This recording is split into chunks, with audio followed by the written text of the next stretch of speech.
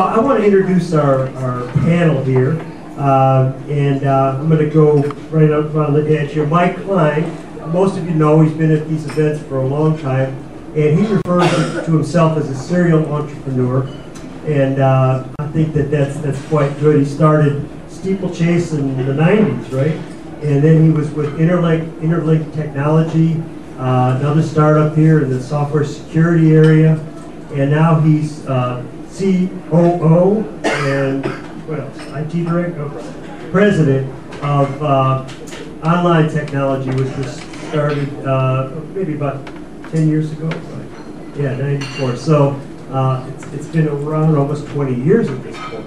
So Mike is going to talk about what they're doing and how this is what we talk about as the cloud. Okay, and then Don Welch, who's been CEO and president of Merit Systems, and we were very excited to hear about what Merit's up to. Don has a really interesting career, what, 20 years, 25 in the armed services, special services, all kinds of interesting work, and we'll be really interested to get to know Don and hear about what's going on with Merit. Gary LaRoy is the IT director at MEDC, and he came in there 2 years ago and had a very interesting experience turning around this department, and now is a user of some of the things that Merit and Online are doing. So he's going to talk about it from a user perspective. So I'm going to turn this over to Don, who's going to kick this off, and then Mike, and then Gary, and then we're going to open it up for questions after their presentation. Thanks, Rob. So as said, I'm Don Welch, president of Merit Network. I want to start off a little bit in the history and who Merit is, because you probably, closer, okay. Probably don't understand really who we are or how we differ. So you can go to the next slide, please. Okay. Anyways, so Merit was formed back in 1966, and so the University of Michigan, Michigan State, and Wayne State could not be seen to actually collaborate with each other, but they wanted to connect their mainframes together. So we formed Merit as this little shadow organization to get people to collaborate and work together. And so Merit has been on the forefront of developing networking for over 45 years now. So, I guess our big claim to fame would be in the 80s and 90s when Merit was awarded the grant from the National Science Foundation to try and make networks talk to each other. Those who've been around a while know that there were, DECnet and Apple Talk and Token Rings and all these different networks and trying to get them to work together. So they had this idea, what would happen to make these networks get together? And it'd be like a network of networks, or maybe kind of an internet. And so some of you may have heard of that, but Merit, IBM, and Sprint were the ones who actually built that. So what we think of as routers and switches were being built in the Merit offices with soldering guns and proto boards. A lot of the protocols that go around the network were developed by Merit staff. And one of the other things that we had been doing over time is hosting the North American Network Operators Group, which is all the network engineers, the internet engineers, to get together to share best practices. When I would go to those meetings, my kids would go, "Oh, you're going to the meeting where no one will look you in the eye." Anyways, we had been hosting that one. We also did a number of other things. One of the things we did in the last decade is convert to a owned fiber strategy, owning the infrastructure. And then more recently, we've gone into services beyond networking, i.e., marketing-wise, we'll call them cloud services now, but we've got a great network, so how do you take advantage of it? Okay, next slide. Thanks. We're a nonprofit, and there's this important idea of why we exist. We saw, one of the TED Talks that said all the great companies understand why they exist, and their customers understand why they exist, and so forth. And I thought, being a nonprofit, being who we are, that this is really a very powerful thing for us. So part of understanding merit is really to understand this idea of why we exist. So this idea of fostering partnership is really important. We are a member organization. We're a collaborative of all these public sector organizations. And we exist for community success. So we don't have anyone who will benefit financially if we succeed. You know, that's the nature of a nonprofit. So our success is our community success. And then, of course, information technology is part of who we are. And when we were discussing this, that was the key question. Is information technology part of it? In 50 years, if the technology all changes, will merit still exist and still be there to foster these partnerships? And we decided now, IT is who we are. We have lots of people that won't look me in the eye. Okay. Can people hear okay? Next slide. Mic gets to be kind of. Okay, next slide, please. Sorry. It's all right. I think it's just. All right. So our vision is basically to be a strategic asset to our membership. Next slide, please. And so the structure. So we serve what's known as community anchor institutions. So this idea of community anchor institutions came out recently in the FCC's broadband plan, and then also in the legislation, the stimulus funding. There was about $7.4 billion given out to try and connect the rural and remote areas of the country. And a key emphasis of that was on what they call community anchor institutions. So those are higher education, K-12, libraries, government, healthcare. Merit also has served museums, research institutions, both private and not-for-profit, and then other non-profits. So we're an independent 501c3, and we are governed by the 12 public universities that form our board of directors. We have an elected advisory council. The important thing is we don't get any state funding. So around the country, almost every state or region has got a network somewhat like us. And many of them have direct state funding. And they would all kind of look at us as, poor Merit, they don't get any state funding. Of course, in recent years, as they've all had to cut their budget, we've been growing because we don't depend on state funding, and we don't get all the help from the state that comes along with state funding. So we can be a lot more agile. We support research over the network and on the network. So we still have a research team that is involved with developing new protocols, new things, understanding. A lot of our work is in security, but a lot of it is in we've been doing in trying to get better throughput through network, get the current protocols to perform better. And then, of course, we have a super high performance network. So for those of you that understand networking, one of the big things that happens is when you're talking about a network, you want to put something on the network, you basically, just like what happens in my family, you talk, and then you listen and see if you were talking when someone else was listening, or when someone else was talking. And if you were, then you wait a little bit and you talk again. And that works really well when there's not a lot of conversation going on. But if we had a room with this many people and we were all talking like that, you know, no one would ever be able to get anything through. And that's the way a lot of the networking works right now, so you get this congestion. So there's about 15 minutes a year when there's any congestion on our network, and that's because we're required to meet those kinds of standards, to meet the needs of the University of Michigan, Michigan State, et cetera, for research purposes. Okay, next slide, please. All right, so back in 2010, we were awarded 2 stimulus grants for broadband. And so the first round is the blue round. And at the time we applied, there were people applying in the Upper Peninsula, in the northeast part, and down here in the Thumb. And we were all going to interconnect and hopefully serve Michigan. Merit was the one who was awarded. The others didn't succeed. And so in round 2, most of the others decided to pitch in with us. We led the round 2, which you see is the red, and then the Thumb stayed separate, and they in fact were awarded 2. So the total is to be about $130 million project. It'll be about 2,300 miles of fiber ranging anywhere from 72 to 144 strands.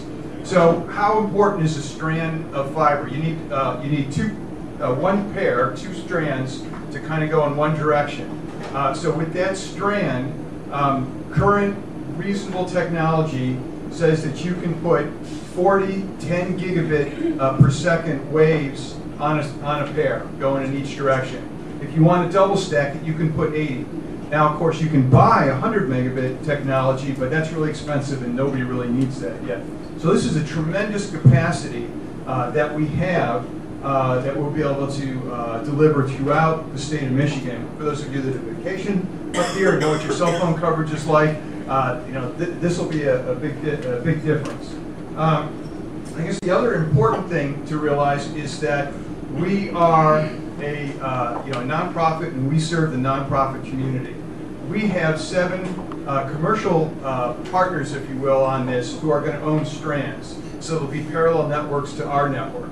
And so they will serve the homes of businesses while we serve the schools and libraries and universities.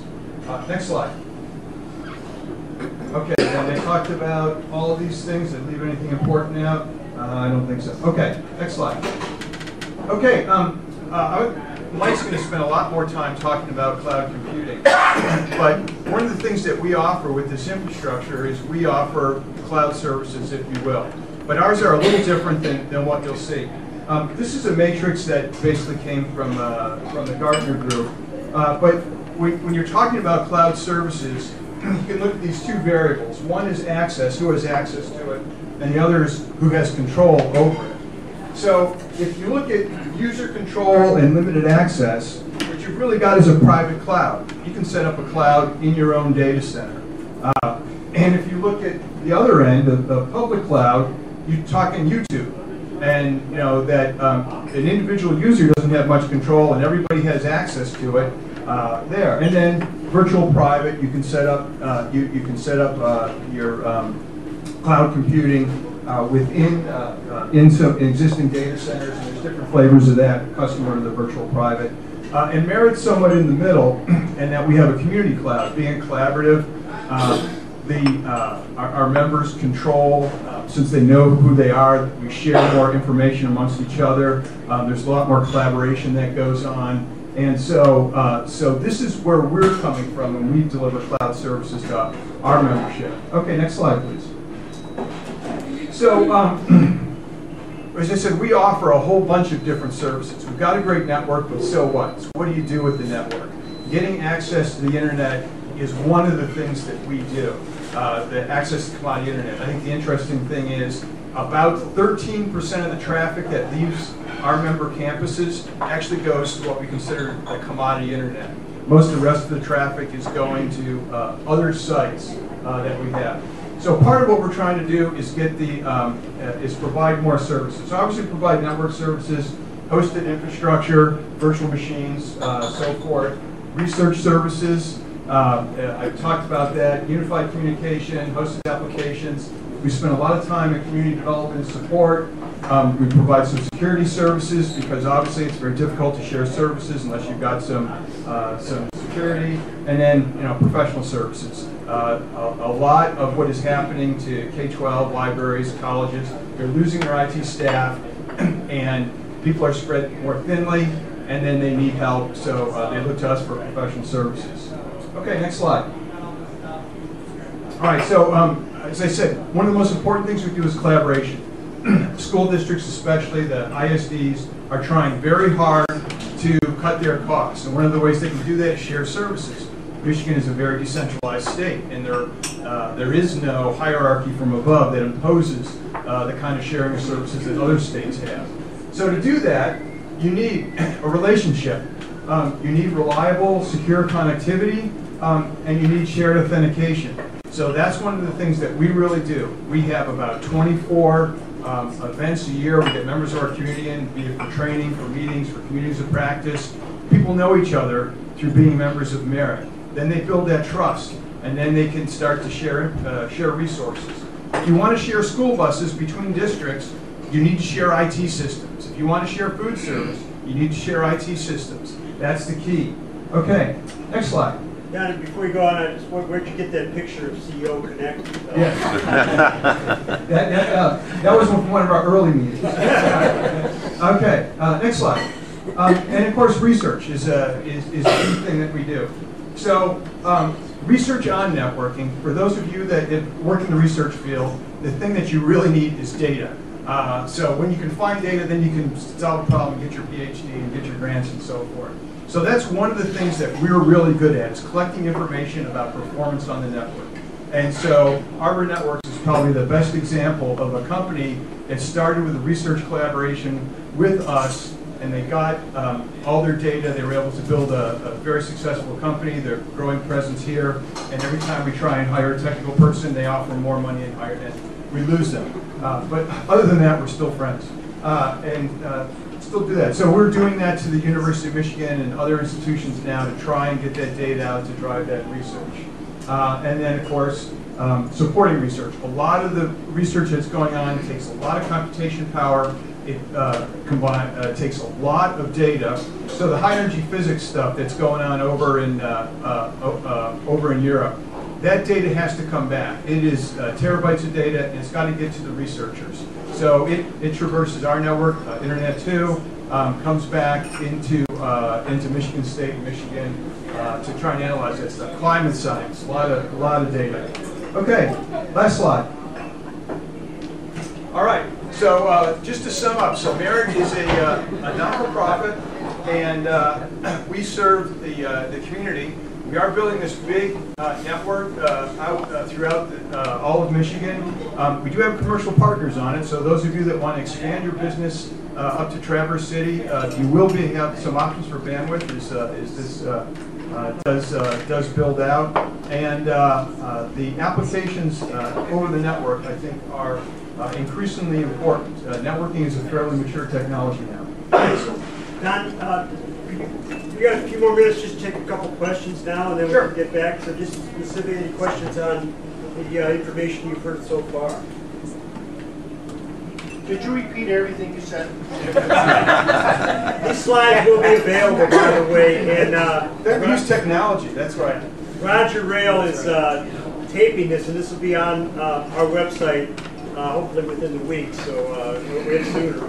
And so, but Patricia, go ahead with the question. I was going to ask, what are your commercial partners for business and homes? They're ACDNet, Links, TC3Net, Broadband Communications, PFN, who did I forget? Ortman River. I said Links. Packer Lands.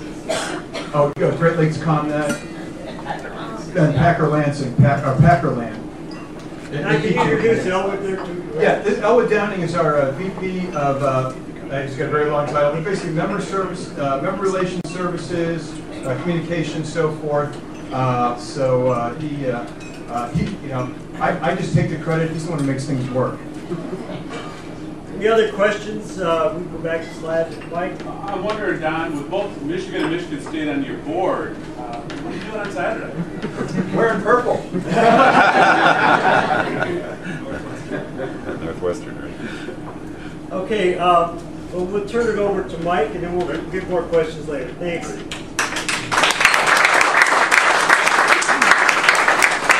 So Stephanie, you have to be fast on the draw because we have a lot of slides. And we're gonna kind of if I use my outside voice, is that going to be okay? Or do I have to Use the mic. Recording, okay.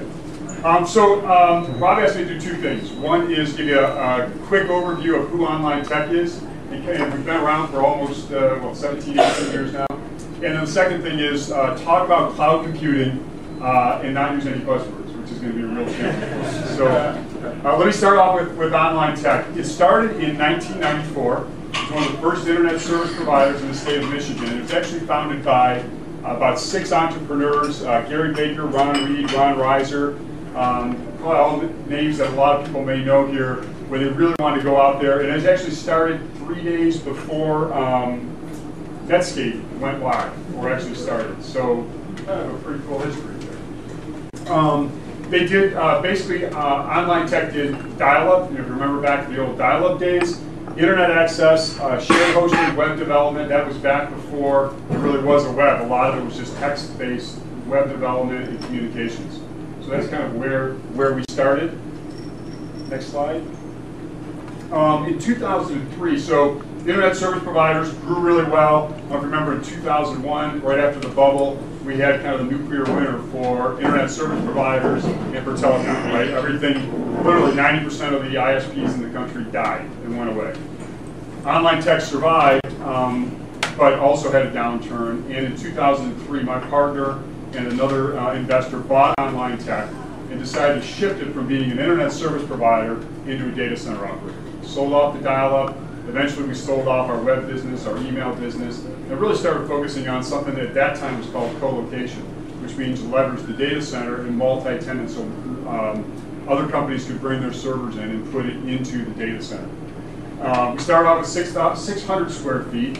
In 2004, we bought another data center, which was downtown in City Center. In 2006, we bought a data center that had 22,500 square foot data center up just south of Flint, Michigan. For marketing purposes, we call that mid-Michigan. But it's just a little south of Flint, Michigan. It was an old EDS General Motors data center. So we're kind of on our way building up the data centers. In 2008, we went and rebranded the company from being Online Technologies Corporation. When I first got there in 2008, we started looking at OTC. We couldn't get any web search terms because everybody was looking at OTC, over-the-counter drugs and over-the-counter trading. So we already had the branding, or the onlinetech.com. We just rebranded ourselves. Opened a second or third data center here in Ann Arbor. We called it in Avis Farms. We took that over from Thomson Reuters. We started doing auditing and kind of moving up in the compliance world, making sure we had a lot of processes so you could survive Sarbanes-Oxley. Added cloud computing last year, and then just the beginning of this month, we opened another data center in Ann Arbor. So today we are the largest data center operator in the state. We've got 62,000 square feet of data center space, 40,000 square feet of white space, which is raised floor. We deliver 1.5 megawatts of power available to deliver to the servers and the infrastructure, and over 650 tons of cooling. So to think about that, that's a couple of subdivisions put together when you think about the cooling that we do. Okay. So what's all this buzz about cloud computing? I'm going to try to keep this as simple as possible. You can't go into almost anything and talk about cloud computing. And cloud computing means a lot of things to a lot of people. So you can hear about cloud storage, software as a service as the cloud. Microsoft runs their famous cloud ads that has everybody confused. There's cloud computing. So anytime you talk about IT, now you got to insert the buzzword cloud in there and keep everybody confused. So before we do that, let's start with, I was going to start with this and just kind of walk this through. Let's start with a history of of computing and IT within small businesses. Okay. So this is where kind of, we started with servers under the desk. I always think this is kind of interesting, a space heater right next to a computer for a lot of reasons. In our business, when you think about it, so that 1.5 megawatts of power we deliver, we have to have another 1.5 megawatts of power basically to cool off that power and get it in. So for every watt we put in, it takes another watt to air condition and get that power out. So this doesn't scale very well. Figure about that. And then you kind of, things get a little bit more complex. As a small business started adding more computers, you started ending up with interesting scenarios here. And so companies, as things got a little bit more complex, we jumped here quite a bit. We jump over a bunch of slides, or let's see if we can just fast forward, skip that one, and we gotta keep going. Let's see if we can get to the.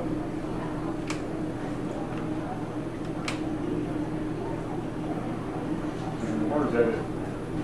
Okay, I guess so we lost a bunch of slides in this process. So let me see if I can remember what I got in there. You're in the cloud. They're out there. So as people started, basically going from that, they started building their own data centers. Realized that as they built the data centers up, that wasn't part of their core competency. So some companies started realizing that you could start moving those data centers and sharing data centers together. So So the first kind of step moving to the cloud was what's called co-location. Moving into data centers was called multi-tenanted data centers. So that you didn't have to buy all that infrastructure. You didn't have to buy those generators and the multiple internet connections that you needed. And as businesses started moving, and as I think you find today versus 10 years ago, where it was a lot easier to, 10 years ago, you could run your IT from 8 to 5, maybe 7 in the morning to 6 at night. Now all of a sudden we're 24/7. Everybody's expected to be on. You need to be able to get your email at 3 o'clock in the morning. You need to be able to get patient records at 4 o'clock in the morning. You've got emergency out there. So the world as we know it has changed in the last 10 years. The companies need to start relying on capabilities that weren't necessarily there. They need to be on 24/7. They need to have the infrastructure. So the power was always there, the internet connectivity was always there, the servers were always on. Kind of as time moved on, people started realizing that not only could they not share the data centers where they would bring in their own infrastructure, spend the capital, but they could actually offload that capital expense and start putting that on data center operators and say, you know what, you guys buy the servers, you manage the servers. And that was called managed servers. And you started seeing that evolve over the last probably 5 or 6 years, where companies were pushing that out onto data center operators. And then they started realizing and saying, wait a minute, not only can you manage the servers, but we could share these servers. Because most servers that are out there, you're only using 5 or 10% of the time. Or 5 to 10% of the load. So as we start slicing, there's a technology called virtualization that lets you take these hardware platforms and slice them up into chunks to put multiple solutions or multiple servers in there. And what happened is kind of in this name cloud technology really was virtualizing these servers out there when we go to cloud computing and giving people slices. And you can figure out how big of a slice you want and how many computers you want to put in place. So the whole concept of cloud computing was really saying, wait a minute, not only can I outsource my data centers and my infrastructure, I can outsource the computers, and I can actually share those. And some people decide to share all those servers within their own cloud, which is called the private cloud. So I can take hundreds of servers and maybe reduce them down to a couple, 3, 4, or 5 boxes, manage those and flex those the way that I want. Or I can share those in what's called a public cloud, which means I can just buy one of those slices or one of those servers at a time and share that infrastructure across a whole bunch of companies. And so when you look at it, I don't know where that gets us here. Let's see where this next slide takes us. And so that's really where we're at, is that when people talk about cloud computing, and you're basically talking about how do I leverage the resources that somebody else has, how do I leverage the expertise, so I don't need to hire all the IT staff necessarily to manage the servers. I can focus on my core business. What we find is that a lot of our customers focus on their applications, which is where they add the highest value to their customers, and they leave the servers, they leave the air conditioning, they leave the power and the internet to us, because we've got the guys that can do that, and they can focus on where their greatest value add is. So when you talk about the cloud itself, what is the cloud? Well, there's cloud computing, which is these servers that we do a lot of, and putting those servers online out in another data center that you can access. We have cloud storage, if anybody's using like online backup. It's basically putting all of your storage or your backup or you're saving your files or your pictures off online in somebody's data center somewhere. You've got cloud software, which is commonly called software as a service, like Salesforce.com, which Gary's going to talk about, his experience there. And the whole concept is you can expand that as needed without any capital. So if I need more storage, if I need more computing, if I need more seats for my software, I can basically dial it up, pay more a month to do that, but I don't have to invest the capital, I don't have to design the infrastructure to get it up. Why do people go to the cloud? Well, the first reason is there's no capital expense. So rather than spending tens of thousands or hundreds of thousands of dollars to build all that out, there's no expense, there's no maintenance, that resides on somebody else. 24/7 availability of applications, as companies are going and saying, you know what, I can't afford to have my IT down ever, which is a big difference from what we seen 10 years ago. The need to make sure that that's out there, starting to move people towards the cloud. The ability to leverage outside expertise, the ability to rapidly provision. I'll give you a story. So 2-3 years ago, before we started clouding and doing cloud computing, when we wanted to build and bring up a new server for our internal infrastructure, we'd have to go, we'd order it from Dell, or we'd find one online, we'd go through the process, and it would take us anywhere from 48 hours to a week to get it up. Today, if we want to do just a test server to to test one of our applications, a new generation of a new revision of our software, is done in 30 minutes. Spin it up, we call up our guys, say, boom, make a copy of what we had. It's completely up and running within 30 minutes. That rapid provisioning happens because we don't have to buy the hardware, build the hardware, put it all in place. We literally get into a software panel and say, create another server, boom, we're up and running. Highly elastic, what does that mean? That means you can expand and contract very quickly. So if I need to go from 1 server to 10 servers, if I need to increase the power of those servers, literally we get on a software panel, we hit a few keys, and our engineers turn it up in a matter of minutes. And then the other thing that we see a lot of, and we're seeing that a lot of our clients are coming to us for, is disaster recovery. 10 years ago, 15 years ago, the world, if you had a fire and your whole office burnt down and you lost your computers, you could probably recover your business. Today, so much of our businesses are tied to the data, they're tied to our applications, they're tied to our IT infrastructure, that if we were to lose it, literally 40% of the businesses that have a fire and use their IT systems go out of business. It's getting more and more difficult to recover, and the real benefit of cloud computing is it makes disaster recovery, to be able to recover that within hours, so much more cost efficient than what you could have done in the past. In the past, before cloud computing, it could cost you basically 2 or 3 times your total infrastructure cost to have a disaster recovery solution in place. So basically, you're thinking about insurance. That's pretty expensive insurance, right? And price is a very important factor in insurance. What Stu tells you, right? So the other side of it is now all of a sudden we made that insurance much, much cheaper when you move off to cloud computing. So where we play, where online tech plays, just bringing this back, is that whole range of things we talked about, from co-location, for the companies that really want to still buy the servers, own the servers, manage them themselves, but they don't want their own infrastructure. You can bring that stuff and house it in a multi-tenant data center, and we'll do that. The other end of the spectrum, we'll do the clouds. We'll do the private clouds, we'll do the shared clouds. We'll buy that infrastructure, we'll put it in place, we'll manage it, we'll make it turnkey, and you never have to think about that. You can focus on your core business. And we do kind of everything in between. So if you want to buy your servers and have that co-location, bring it in place, but have us manage it, we'll do it. If you want the non-cloud version where the servers are dedicated to you, it's hardware platforms, we'll do that. We'll kind of provide that whole range of services. This is really what our business model is all about. So here's how you become an expert in the IT area. You have to find a way to work the cloud into every sentence you have, and you're good.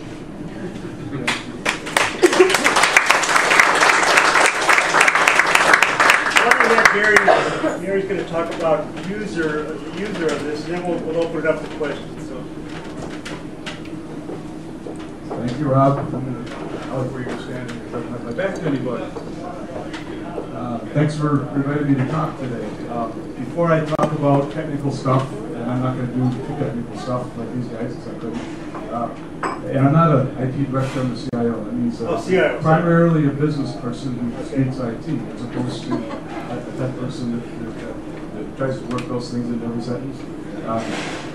What I'm going to talk about a little bit first is what in the world is economic development. I've only been in this business for 2 years, and 2 years ago when they called me, I had no idea what MEDC did or what economic development does. So on the off chance there's somebody else in here that is in that boat, I'm going to talk about that a little bit first. Can you get the slide, please? So what we do, and this is the 2-minute version. If you want the real version, come back in January. Mike Finney's going to be here. He'll tell you what we're really doing.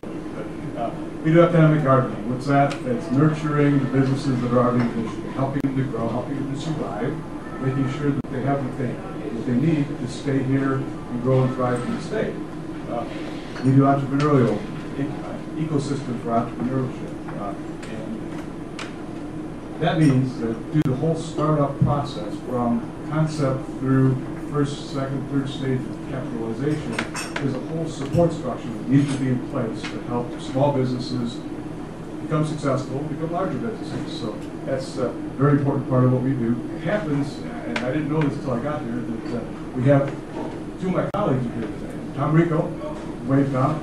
He's the godfather of economic gardening. He goes around our organization giving seminars on what do we mean when we say economic gardening. So you catch him afterwards if you want to know more. And Paula Sorrell, who just joined MEDC as the godmother, I don't know what the title is, of entrepreneurship. She's our director of entrepreneurial activities, or something like that. Long title, but that's what she does. So those are two basic things. That's paying attention to what we have and helping it grow and prosper. The other things are the marketing things. Business attraction, we sell Michigan to businesses worldwide, both to get them to relocate here, to get them to establish a presence here, to get them to invest in Michigan, and tourism marketing. That's fairly unusual in the world of economic development across the country, that the Economic Development Organization also does tourism marketing, but that's what we do. The whole Secure Michigan travel campaign, which is now Secure Michigan business campaign as well. That's us. So we're kind of the marketing arm of the state of Michigan, to put it in one sentence. Now, the transition to IT. So what systems does that require? A number of systems, but the two that I'm going to talk about today are customer relations management, or CRM. We got to keep track of all the companies that we do business with, and in fact, all the companies in the state, all the contacts of those companies, all the projects we're doing with those companies. That's classic CRM with some twists in that we're not keeping track of how much we sell to them, we're keeping track of how much they invest, how many jobs they create, and that sort of thing. So our measurements are different, so we got to customize, but it's CRM. And program management, with our mega programs, our 21st Century Jobs programs, things that we do to help businesses start up have to be administered after they get done. That's all program management or grants management. So those are the two flavors of IT. So 2 years ago, when I joined MEDC, I'd like to tell you that I had a cloud strategy and I knew exactly where we were going. But I'd be lying, and there's people here that could probably calm down. That's I won't lie to you today. But I will tell you what we had. We had a CRM system on Siebel, an old CRM system, about 10-year-old, highly customized Siebel system, which is kind of like a rock around our necks because we couldn't change it quickly enough to react. And we had a grants management system, which is actually a cloud-hosted system, but not very flexible. And we had, because they didn't work very good, we had dozens of other little systems and databases and spreadsheets and PDF stuff that didn't connect very well with each other, weren't integrated, and certainly didn't connect with our leadership. They couldn't get information on what we did. Didn't connect at all with our stakeholders. Legislators were constantly frustrated with us for what they call lack of transparency, which is, I would translate to lack of ability to put together the correct information because it was all over the place. And our partners, like Arbor, we work with partners. We have 150 partners that have formal partnership agreements signed with MEDC. And to varying degrees, we work with them well or not well, but we never were able to share data with those folks. So they were kind of on the outside looking in, looking at other stakeholders. So here's the vision, and I'll admit to a little bit of a revisionist history. When we set out, the vision was the Salesforce.com. I added that later after we selected our platform. But the vision was to put all that together to unite Salesforce automation, which is managing our opportunities as we're helping companies with incentive life cycle, what happens after we get them onto a program, and how do we manage them, and eliminate all the spreadsheets and access databases and other things to present a unified view to the client, which turned out to be a Salesforce client portal, unified view to our partners, which I'll talk about some more, and mobile access, packaging, all the other things that are necessary, all in one system. That was the vision. It is still the vision. We're about halfway there. And I'll talk a little bit about that next. So to get there, I haven't talked about cloud computing yet, but I will, trust me. So to get there, we actually started the formal project March 1st a year ago. And the first phase was all preparation. We knew our data was horrible.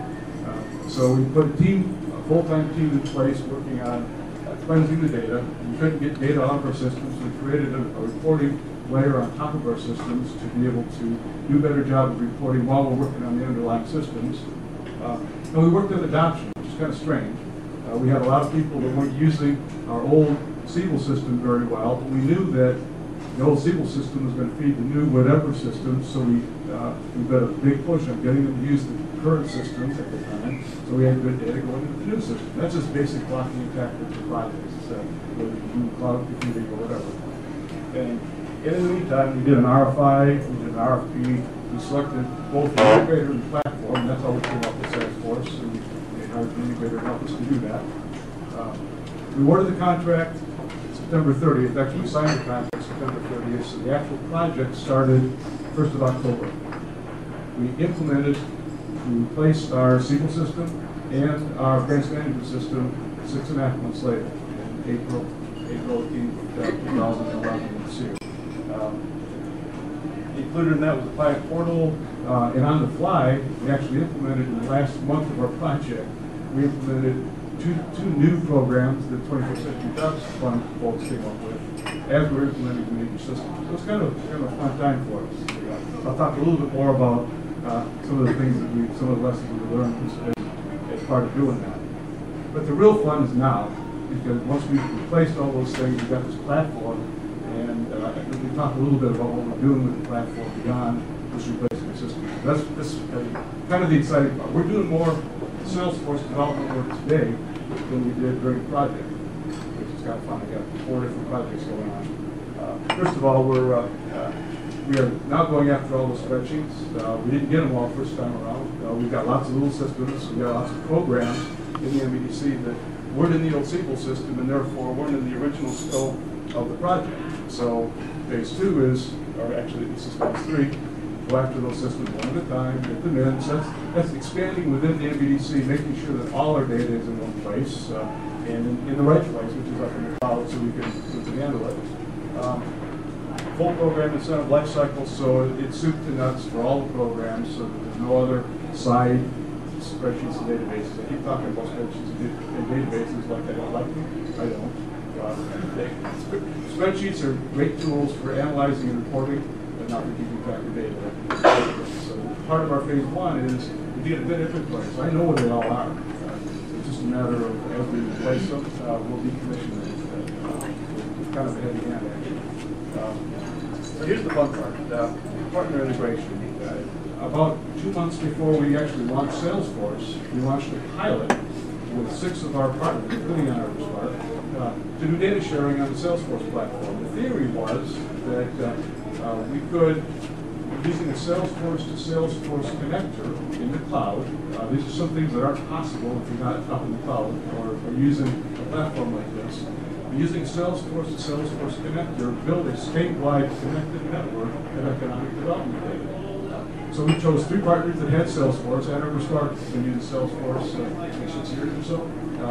3 that had Salesforce to prove that we could actually connect our system to their system and make them work together. And 3 that didn't have Salesforce. And the plan there was to create from scratch a configuration that could be dropped into any economic development organization in very short time at very low cost, already connected to our database so we can share data. That pilot finished September 30th. All 6 are connected, up and running, and so what happens now is when Ann Arbor Spark makes a call on a client, we know about it. If we make a call on a client that happens to be within Ann Arbor Spark's geographic area, we know about it so that we're not tripping over each other. A lot of tripping over each other occurred in the past and still occurs. We're doing statewide launch for this. We'll announce how that's going to work around the end of this month. I expect to have around 100 partners with their self-implementations connected to ours by the end of next year. It's pretty exciting. It could not ever have been done on an on-premise system, or actually, I don't know of any platform besides Salesforce that can support this. The other thing, so that's our expansion with our partners. The other expansion that we're doing is driven real hard by the governor right now is expansion across state government. The governor's vision is that we're going to have a single client database, a single database of all the companies in Michigan, maintained and touched by every state agency that touches a company. Why is that important? Well, the classic case is our friends over at DEQ come calling on you, Mr. Company, to tell you what you can't do with your back lot. No, you can't expand your business because there's a wetlands back there, so it's going to take you 3 years to do permitting to do that. So when DEQ pisses you off, they at least make a note of that so that we know to come in with a different approach the next day. Or even better, the DEQ doesn't do that because they know we've got a big economic development deal cooking with you. That's the idea. That's the next phase. You actually not have DEQ stop. I didn't hear that. So So that's the second rollout that we're working on right now. We've got 4 agencies lined up for a pilot. I'm working with Salesforce on a statewide enterprise license that takes the per user counting off the table and lets us freely use their software throughout the state, maybe even do it through local government. That's a vision that hopefully we can happen. This will happen over the course of the next, I'll call it 2 years. A lot of work needs to be done agency by agency to get them on board. We haven't even architected it. We don't know if it's one Salesforce system that everybody uses or 6 or 7 of them that are interconnected the way we've done with the locals. But it's high on the governor's agenda and like Finn's agenda, so you're the reason we will get done. So let me talk a little bit about lessons learned, and then we'll have any questions. First of all, this general project management stuff has nothing to do with the cloud. Data migration, there's no magic in the cloud. It cleans your data. It doesn't matter whether it's cloud computing or on-premise computing. If the data's dirty going in, the data's dirty coming out, and your implementation will fail. So we started a full 12 months before implementation, before we even knew where we were going to clean our data. And I won't say it was perfect. I won't say it was even good, but it was better than it was. And our data migration went okay. That was the data migration was the hardest part of this project. It wasn't the development, it wasn't the implementation, it wasn't the user requirements, it wasn't any of those things. It was the data. Because there's no agile technologies or agile techniques that even work in the area of data migration. You got to look at your data, you got to compare the data structures, you got to translate, you got to get moved, which is old-fashioned hard work. Business sponsorship. I was fortunate to have visionary leadership before the election. And the reason I call them visionaries is because they hired me. That was a joke. But we had very strong support. They knew they needed something fixed, so we launched this project before the election, finished it after the election, and the fortunate thing is both sets of leadership were very strong supporters and actively involved in the project. Couldn't have been done without that. Agile methods. We replaced 2 legacy systems in 6 months. If we did that using the old-fashioned approach, which is in the IT business we call it the waterfall approach, where you sit down with the users, you develop requirements, you get requirement sign-offs that every user signs off. Yes, that's what I really wanted. Then you do a high-level system design, you take it back to the users, and you sign off. Yes, that's what you really want the system. Then you do a detailed set of specifications, take that back to the users. Yeah, let me see. Take that back to the users and make sure that this is not going to come out very good on tape. Take it back to the users, make sure that they approve the design spec. If we'd done that approach, we'd still be talking about it. We'd probably be right now in the middle of technical design specs. That's the way the project would go. People told me this is a 3 to 5 year project for $8 to $10 million. Could have been if we'd done that approach. The approach we took was an agile approach where we didn't ignore the current system, we didn't pay much attention to it. What we paid attention to is the users of those systems. We didn't care about the 10 years worth of changes that had gone into the old SQL system, because some of those weren't even being used. What we cared about is what they needed today. So we spent a lot of time with end users, figuring out what their real business requirements were. We did 4 code drops. We did code drop 1 and said, okay, here's what we think you told us. Code drop 2, okay, here's what we think you told us, modified by what you told us after the first code drop. So successive iterations of code, and the 4th code drop went live in 6 months. And we knew going in that we would get 80 to 90% of the user requirements, and the other 10% would drive us nuts. So guess what? We got driven nuts for the next 3 months, putting in all the things that we forgot, or didn't come up with correctly, or whatever.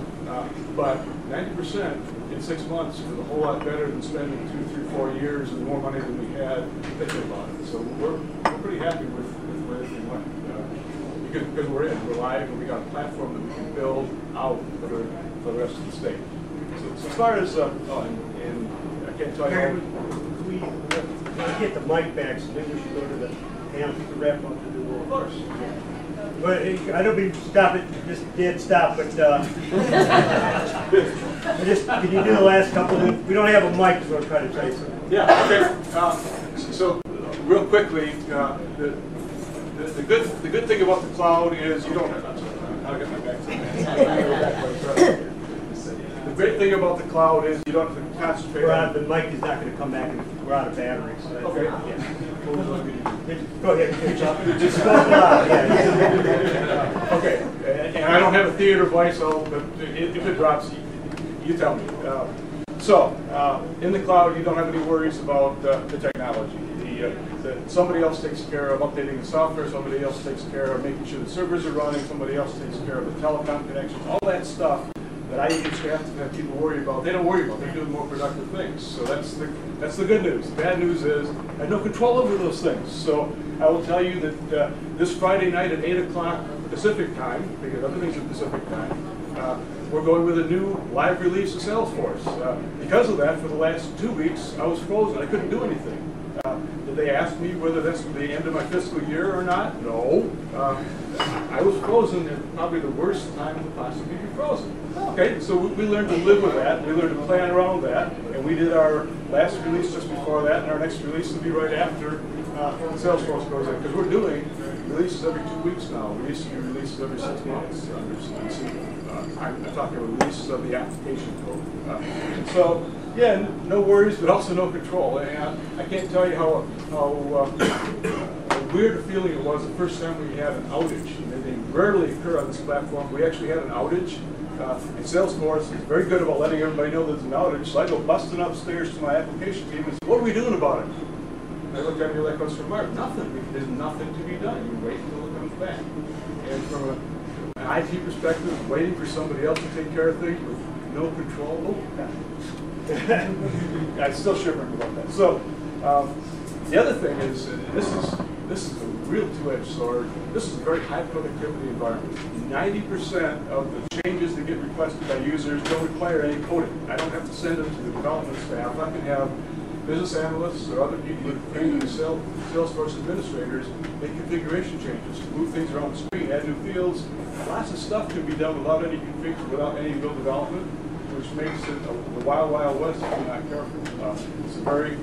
It's a less mature environment than some of the legacy environments, so that the controls are going through development, and system tests, and training, making sure your training environment reflects the production environment, all that stuff can get out of whack in a heartbeat. So we had to actually invent a lot of those things that were in place in the old system just to make sure that it wasn't the wild, wild west. We got to know what's in production, where it came from, and what the change log is. And a lot of that stuff is less mature in these cloud environments, Salesforce included, than it is in some of the legacy environments. So that's some of the pluses and minuses. All right. Now I'm done.